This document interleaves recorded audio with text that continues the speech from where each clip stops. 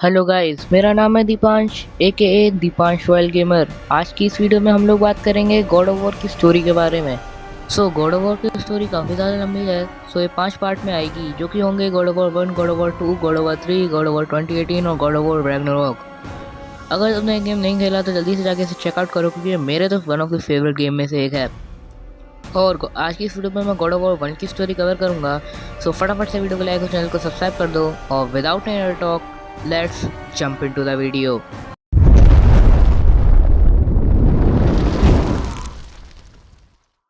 कहानी की स्टार्टिंग होती है प्राइमोडियल से, जो कि दुनिया के पहले बीइंग होते हैं। गॉड्स और टाइटन्स, इन दोनों में अर्थ को रूल करने की बहुत टाइम से लड़ाई चल रही होती है, जिसकी वजह से खूब सारा डिस्ट्रक्शन होता है। फिर 3 फ्यूरीज का जन्म होता है। गॉड्स के द्वारा इन तीनों फ्यूरीज को ओथ कीपर बनाया जाता है। ओथ कीपर माने जो गॉड से ली हुई कसम को तोड़ने से रोके। दूसरी तरफ हेकाट्रांचस नाम का एक टाइटन ज़्यूस से ली हुई ओथ तोड़ देता है। ज़्यूस इन्हें ऑर्डर देता है हेकाट्रांचस को टॉर्चर करने का। हेकाट्रांचस को ये लोग लिविंग प्रिजन में बदल देते ताकि कोई और ऐसा ना कर सके। अब दूसरी तरफ एरीज होता है, जो गॉड ऑफ वॉर है। वो एलेक्टो के पास आता है, जो क्वीन ऑफ फ्यूरीज है, सॉरी। और एलेक्टो से कहता है कि उसे ओलंपस पे कब्जा करना है। ओलंपस पे कब्जा करने के लिए एलेक्टो को लगता है कि उसकी आर्मी बहुत ज़्यादा वीक है। वो एरीज के साथ मिलकर एक वॉरियर को जन्म देती है, जिसका नाम होता है आर्कोस। आर्कोस एक काफ़ी ज़्यादा पावरफुल वॉरियर होता है, जो कि अपने मकसद में ओलंपस को कब्जा करने में फेल हो जाता है। फिर उसके बाद क्वीन ऑफ फ्यूरीज एलेक्टो उसे भी एक ओथ कीपर बना लेते हैं। और फिर उसके बाद एरीज ओलंपस पे कब्जा करने में नाकाम हो चुका है, तो वो इस बात से नाराज़ है। दूसरी तरफ ज़्यूस के 2 बेटे होते हैं, एक स्पार्टन मूवमेंट से, जो होता है एक क्रेटोस और एक डीमोस। जो डीमोस होता है, उसकी बॉडी पे खूब सारे टैटूज होते हैं लाल रंग के। एक दिन ज़्यूस को एक प्रोफेसी के बारे में पता चलता है, जो प्रोफेसी के अकॉर्डिंग ज़्यूस का एक बेटा उसे मारेगा, जिसकी बॉडी पे लाल रंग के टैटूज होंगे। अब यहाँ पे ज़्यूस एरीज को एक स्पार्टन विलेज में भेजता है अथीना के साथ डीमोस को किडनैप करने के लिए। अब यहाँ पे क्रेटोस काफ़ी ज़्यादा छोटा होता है, तो वो इससे कुछ कर नहीं सकता। और दूसरी तरफ एरीज डीमोस को उठा के ले जाने लगता है। यहाँ पे क्रेटोस उसे रोकने की बहुत कोशिश करता है, लेकिन उसके एक पंच में ही क्रेटोस ज़मीन पे गिर जाता है और उसके फेस पे एक स्कार पड़ जाता है, जो कि ज़िंदगी भर के लिए रहता है।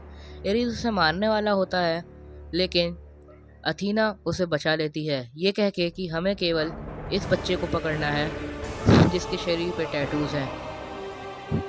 और उसके बाद अथीना और एरीज जाने लगते हैं उस जगह से। अब यहाँ पे डीमोस को गॉड ऑफ थैनाटोस की कैद में रखा जाता है, और क्रेटोस उसकी याद में अपने शरीर पे लाल रंग के टैटूज बनवा लेता है।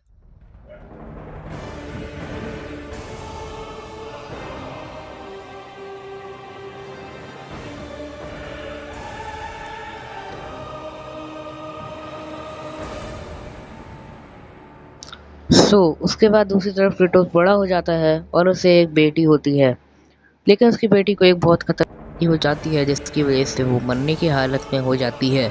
वहाँ पे एक आदमी क्रेटोस को बताता है एम्ब्रोशिया के बारे में। एम्ब्रोशिया एक काफ़ी ज़्यादा तगड़ा हीलिंग आर्टिफैक्ट है। फिर उसके बाद क्रेटोस उस हीलिंग आर्टिफैक्ट को लेने के लिए, अपनी बेटी की जान बचाने के लिए, अपनी पूरी आर्मी को लेके निकल जाता है एम्ब्रोशिया की तलाश में। दूसरी तरफ बारबेरियन किंग भी एम्ब्रोशिया की तलाश में होता है अपने फादर की जान बचाने के लिए। दोनों में बहुत तगड़ी बैटल होती है, जिसमें बारबेरियन किंग जीत जाता है। और बारबेरियन किंग के जीतने के बाद बारबेरियन किंग क्रेटोस को मारने की कोशिश करता है, लेकिन मरने से पहले क्रेटोस एरीज को बुलाता है और उससे कहता है कि एरीज, अगर तुम अब मेरी मदद करोगे तो मैं हमेशा के लिए तुम्हारा गुलाम बन के रहूँगा। तभी वहाँ पे एरीज आ जाता है। एरीज अकेले ही पूरी आर्मी का सफाया कर देता है और पूरी आर्मी को जान से मार देता है। और एरीज क्रेटोस को देता है ब्लेड्स ऑफ कियोस, जो कि पूरी फ्रेंचाइजी के सबसे ज़्यादा तगड़े वेपन है। उससे वो ब्लेड ऑफ कियोस से बारबेरियन का गला काट देता है। देन उसके बाद वो अपनी बेटी को ठीक कर देता है एम्ब्रोशिया की मदद से। क्रेटोस अब एरीज का गुलाम है, तो वो सारे काम करता है, अच्छे हों या बुरे, एरीज की वजह से। एक दिन एरीज उसे एक गांव को तबाह करने के लिए भेजता है क्योंकि वहाँ पे उसकी पूजा नहीं कर रहे होते हैं वहाँ के लोग। वो गांव में जाने से पहले उसे वहाँ एक बूढ़ी ओरेकल मिलती है जो उससे कहती है कि गांव में मत जाओ, तुम्हारे लिए गांव में जाना खतरे से खाली नहीं है, तुम बहुत पछताओगे। लेकिन वो उसकी बात को नज़रअंदाज करके चला जाता है गांव के अंदर। वहाँ पे जाके वो लोगों को मारने लगता है, लेकिन उससे वहाँ अपनी ज़िंदगी की सबसे बड़ी गलती हो जाती है। वो अपनी वाइफ और डॉटर को अपने हाथों से मार देता है। तभी वहाँ पे एरीज आता है और एरीज उससे कहता है कि मैंने ये इसलिए किया, तुम्हारी वाइफ और डॉटर को धोखे से इसलिए लाया हूँ मैं यहाँ इस विलेज में, ताकि तुम मार दो और तुम एक अच्छे वॉरियर बन सको। क्योंकि अगर तुम्हारे पास कोई फैमिली नहीं होगी तो तुम्हारे पास कोई इमोशंस नहीं होंगे और तुम एक बहुत अच्छे वॉरियर बन सकते हो।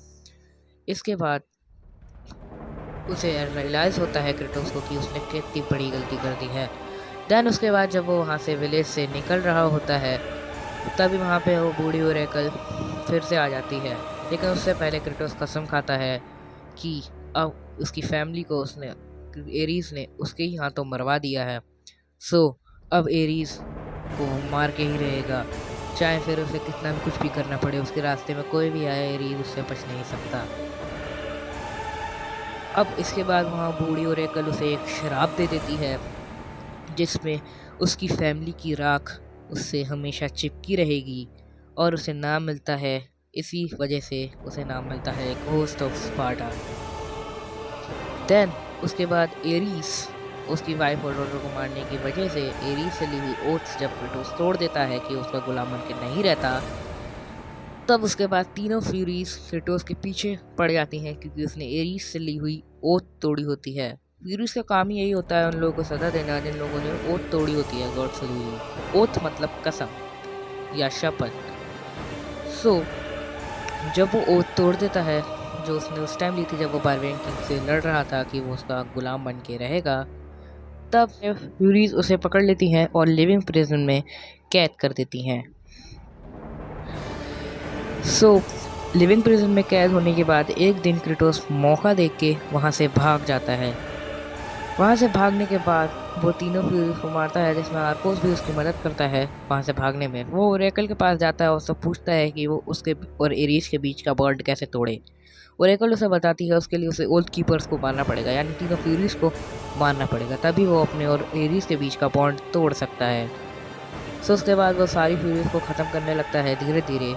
जब वो पहली और दूसरी फ्यूरीज को मार देता है, ऐसे करके वो दोनों फ्यूरीज को मारने के बाद जब वो तीसरी फ्यूरी क्वीन ऑफ फ्यूरीज एलेक्टो के पास पहुंचता है, सब एलेक्टो उससे कहती है कि तुम्हें क्या लगता है कि तुम एरीज से ली हुई ओथ तोड़ दोगे और तुम आसानी से बच जाओगे? ऐसा नहीं कर सकते तुम्हें अपने पापों का सजा मिलनी चाहिए क्योंकि तुमने गॉड से ली हुई ओथ तोड़ी हुई है। देन उसके बाद क्रेटोस और एलेक्टो में फाइट होती है जिसमें क्रेटोस जीत जाता है, लेकिन मरने से पहले एलेक्टो और आर्कोस को ओथ कीपर बना देती है। आर्कोस वही वॉरियर है जो एरीज और एलेक्टो का बेटा है। सो आर्कोस को एक वॉरियर बनाने के बाद अब क्रेटोस को आर्कोस को भी मारना पड़ेगा उसके और एरीज के बीच का बॉन्ड तोड़ने के लिए। लेकिन आर्कोस को मारने से पहले एरीज बड़ा पछताता है, सॉरी क्रेटोस बड़ा पछताता है। लेकिन आर्कोस कहता है तुम्हारे हाथों से मरना मेरे लिए खुशी की बात है, एटलीस्ट मैं अपने किसी अच्छे दोस्त के हाथों मर रहा हूँ। क्रेटोस कहता है मैं और किसी मासूम को मारना नहीं चाहता, लेकिन आर्कोस कहता है कोई बात नहीं। फिर आर्कोस को मार देता है और घर चला के वहाँ से चला जाता है। उसे लगता है कि अब उसके और एरीज का बीच का बॉन्ड टूट गया है, लेकिन उसके बाद लेकिन अब भी उसे यादें सताती हैं वो जो उसने अपनी वाइफ और डॉटर के लिए मर्डर कर दिया था।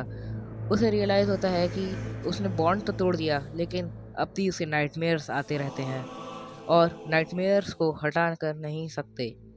दूसरी तरफ वहाँ पे ओलंपस पे पर्शिया का किंग अटैक कर देता है। वो क्रेटोस अपने आर्मी को पर्शिया के किंग से बचाता है। दूसरी तरफ वो देखता है कि सन गॉड हीलियोस को किडनैप कर लिया गया है एक टाइटन के द्वारा जिसका नाम होता है एटलस। तो अथीना उसे बताती है कि अगर तुम सन गॉड को कैद से छुड़ा लो तो शायद गॉड्स तुम्हारी मदद कर सकते हैं तुम्हारे नाइटमेयर्स को दूर करने में। तो उसे बताते हैं कि वो टेम्पल ऑफ हीलियोस में उसे किडनैप किया गया है एक टाइटन के द्वारा, लेकिन दूसरी तरफ गॉड ऑफ ड्रीम इस बात का फ़ायदा उठा के गॉड्स को डीप स्लीप में सुला रहा होता है जो एंडलेस होती है। उसके बाद ये उसकी बहन उससे कहती है क्रेटोस से कि तुम उस एलियोस को बचाओ, बदले में गॉड तुम्हारी मदद करेंगे तुम्हारे नाइटमेयर्स को हमेशा हमेशा के लिए हटाने में। फिर उसके बाद क्रेटोस जाता है और एटलस से फाइट करता है। एटलस वही टाइटन है जिसने उसे किडनैप किया हुआ है। सो गाइस, अब एटलस से फाइट करने के बाद हीलियोस आज़ाद हो जाता है। फिर दूसरी तरफ एथीना के पास जाता है क्रेटोस और एथीना है कि एरीस ने एथीना के विलेज पे अटैक कर दिया है, इसलिए क्योंकि एरीस बहुत जलता है एथीना से और क्रेटोस को भी एरीस से बहुत बदला चाहिए, इसीलिए एरीस उसे बचाने में एथीना की मदद करता है। विलेज पूरी तरीके से तबाह हो चुका होता है, लेकिन क्रेटोस मदद करता है एथीना की उसके विलेज के बचे कुछ लोगों को बचाने में। और एरीस की आर्मी वहाँ पे अब भी होती है।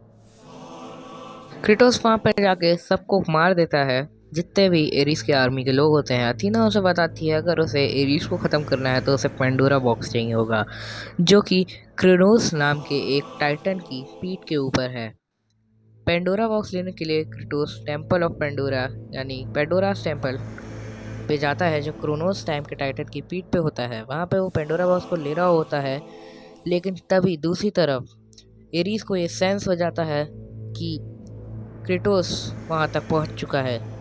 वो दूर से एक लकड़ी का टुकड़ा उठाता है और उसकी तरफ जोर से फेंकता है। यहाँ पे क्रेटोस मर जाता है और एरीस की आर्मी पेंडोरा बॉक्स को ले जाने लगती है। गाइस, मैं जानता हूँ तुम लोग ये सोच रहे होगे कि गेम का मेन प्रोटैगनिस्ट तो मर गया, अब स्टोरी कैसी ये, लेकिन यहाँ पे सच्चाई नहीं है। क्रेटोस वो आदमी है जो मौत को टक से छू के वापस नहीं आता, मौत के अंदर जाके मौत के मुंह से वापस आता है।